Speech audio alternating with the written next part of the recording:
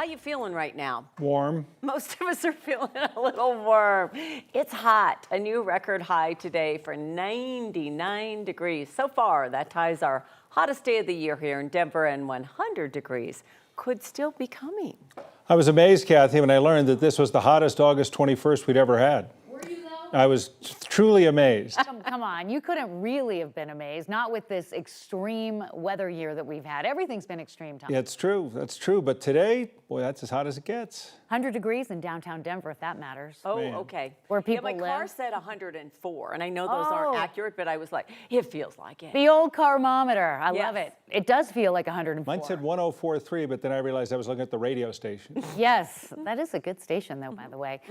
Yes, 98.6 degrees. So if you do math, you round up, it's 99, right? That would work.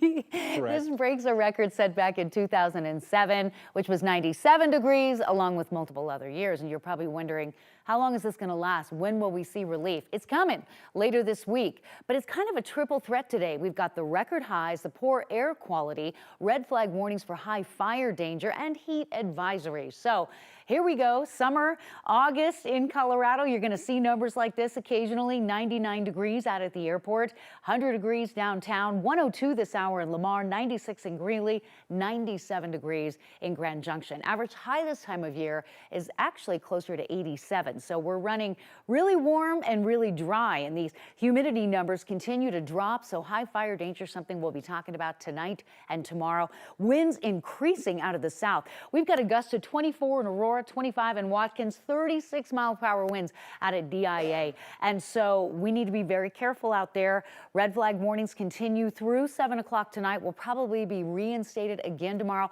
and does include the Denver metro area.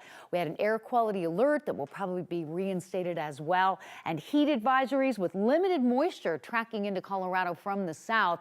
No threat of severe weather, but no threat of clouds or rain showers to cool us off either. So between now and about 9 o'clock tonight, we will see temperatures slide slowly out of the upper 90s into the upper 80s.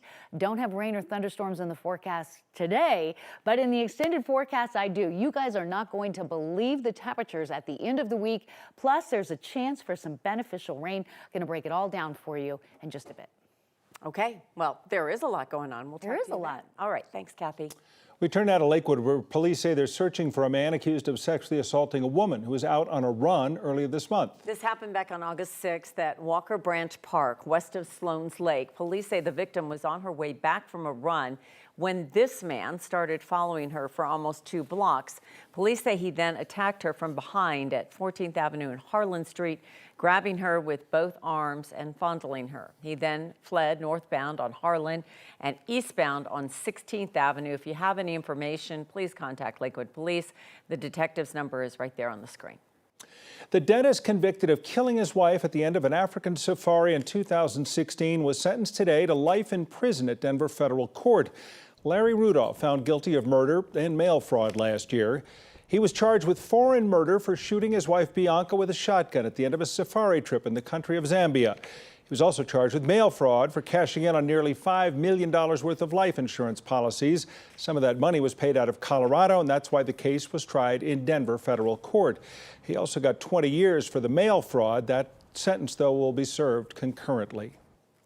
2 Aurora police officers facing charges in the death of Elijah McClain have had one charge dropped. The Attorney General's office dropped a sentence enhancement charge against former Aurora police officer Jason Rosenblatt and current officer Randy Rodema. Court records show the charges were dropped last Thursday. The sentence enhancer only affects a second-degree assault charge. Rodema and Rosenblatt still face a number of other charges, including manslaughter and criminally negligent homicide. Elijah McClain died in 2019 after police stopped him, despite the fact that he had done nothing wrong.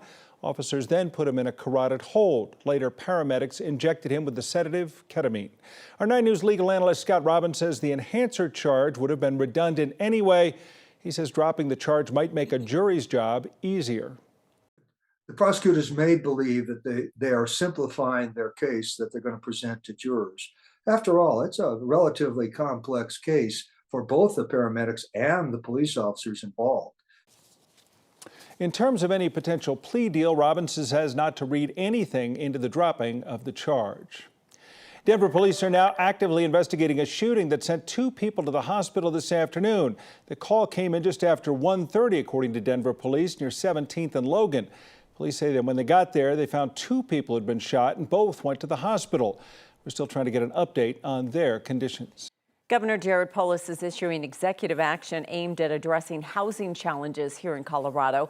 Polis made the announcement this afternoon. The governor cites a growing need for affordable housing, with nearly a third of Colorado households spending more than 30% of their income on housing. The executive order is designed to increase housing opportunities while aligning with the state's goals on climate and transportation. We're going to have much more in this announcement and what it means coming up at 6 on Next with Kyle Clark. People are not happy after a weekend-long event celebrating the Black community was abruptly canceled on Denver Public School property. 9 News reporter Jaleesa Rosario has been working on this all day, trying to figure out what happened, and she's joining us now. Jaleesa, it just seemed out of the blue and so quickly. Yeah, Kim, this entire incident stems around security. DPS says they canceled Sunday's events because the organizers did not have enough security for the crowd they were anticipating. But the organizers say otherwise. Real quick, you see we got food vendors down here. So definitely come through. Doors were open until 7 o'clock on Saturday for anyone looking to celebrate Black excellence at the Taste of the South event. It was an amazing vibe. But organizer Evangela Williams says that all changed on Sunday morning when DPS canceled day 2 of the event. In a statement on Sunday, DPS explained the required number of safety personnel that had been agreed on with the organizers had not been met. Today, DPS clarified that number was 10 off-duty DPD police officers and 8 DPS security members. The organizers say that was not in their agreement with the district. Regardless, on-duty officers were present. In a statement to 9 News, DPD says they called the event organizer and advised them to staff 5 off-duty officers.